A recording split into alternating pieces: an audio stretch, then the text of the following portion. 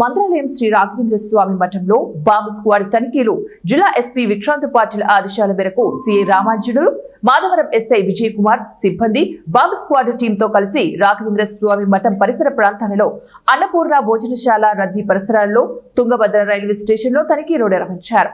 కర్నూలు జిల్లా ఎస్పీ విక్రాంత్ పాటిల్ ఆదేశాల మేరకు CI Ramanjulu, Madhavaram SI Y Vijay Kumar సిబ్బంది మరియు డాగ్ స్క్వాడ్, బాంబ్ స్క్వాడ్ టీంతో కలిసి మంత్రాలయం శ్రీ రాఘవేంద్ర స్వామి గుడి పరిసర ప్రాంతాలలో, ప్రధాన కూడళ్లలో, జనం రద్దీగా ఉండే ప్రదేశాలలో మరియు తుంగభద్ర రైల్వే స్టేషన్ పరిసర ప్రాంతాలలో అనుమానిత వ్యక్తులను మరియు అనుమానిత వస్తువులను క్షుణ్ణంగా తనిఖీ చేశారు.